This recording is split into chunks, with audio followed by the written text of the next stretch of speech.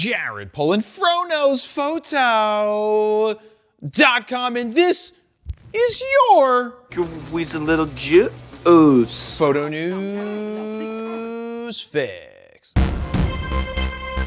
This fix is brought to you by Storyblocks, which has been an invaluable asset for us for well over 10 years at this point. 10 years! Storyblocks gives you unlimited access to royalty-free photos, videos, music, sound effects, vectors, motion backgrounds, and so much more for one subscription cost, which means you never pay per clip. I hate paying per clip. On top of that, there's a Storyblocks plugin for Adobe Premiere Pro that allows you to search all of Storyblocks right from Premiere, which is such a time saver. And for those of you who use DaVinci Resolve, templates are now available in your Storyblocks library. We pretty much use something from Storyblocks in every video that we make. In fact, here's a video of some Canadian geese walking in the snow in slow motion. Yes, they're Canadian. I checked their passports, eh? To sign up for Storyblocks or to learn more, head on over to storyblocks.com/fro.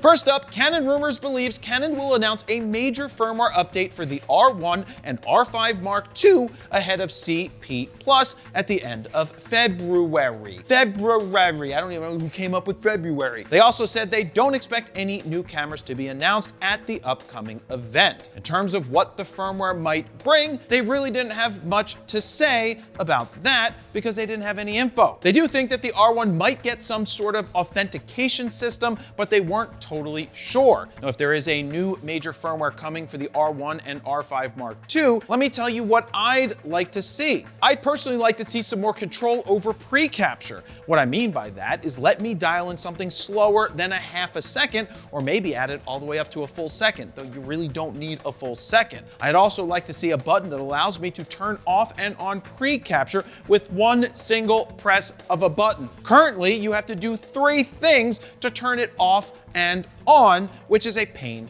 in the ass. It's also the same on the R1. Now in the R1, I would like to see some mode that allows you to capture more than 40 frames per second, which would be similar to the 195 frames per second option that was in the R3, but for some reason was left out of the R1. Other than that, I can't think of what updates would be considered major for the R1 and R5 Mark II. If these rumors are true, what do you think the major upgrades to the R1 and R5 Mark II might be? Please let me know down below.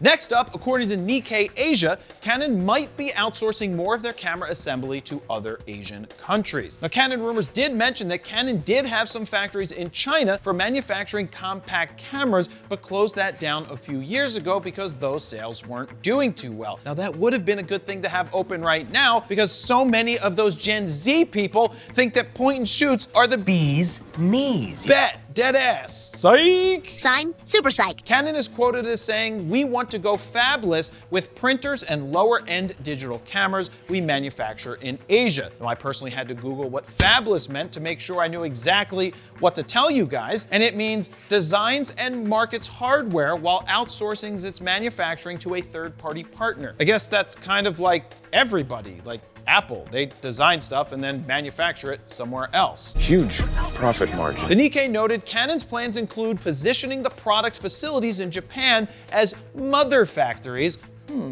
Mother factories, that's a good search term. I might try that one out. Where manufacturing technology for flagship products gets established, and Canon would focus on cutting costs through automation and shifting to supplying its production equipment. Canon isn't the first company to go this way, and they won't be the last.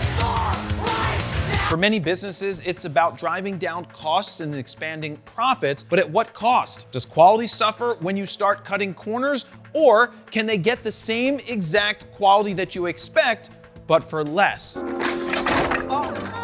What do you guys think about this? Is this good or bad? And finally, Sony has done something that they are usually accused of never doing. Oh shit, what? Updating their firmware.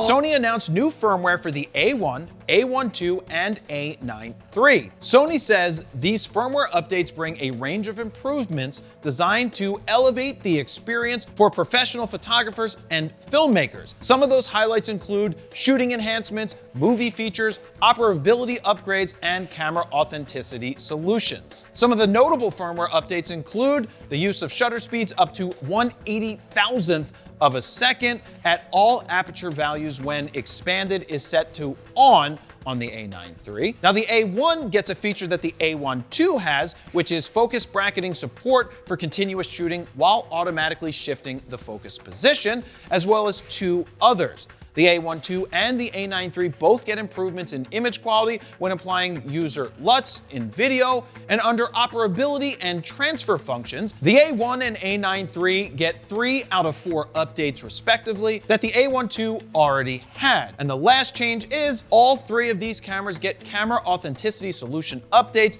designed to enhance the implementation of C2PA, which I had to look up what that stands for, which is the Coalition for Content Provenance and Authenticity. If you have the A1, A1 II, or the A9 III, those updates are available as of right now, but I suggest you wait at least a week or two to update your firmware just in case any bugs are discovered, because we've seen that in the past. The bugs send another meteor. There you have it. That's your Photo News Fix this time around. Thank you very much for watching.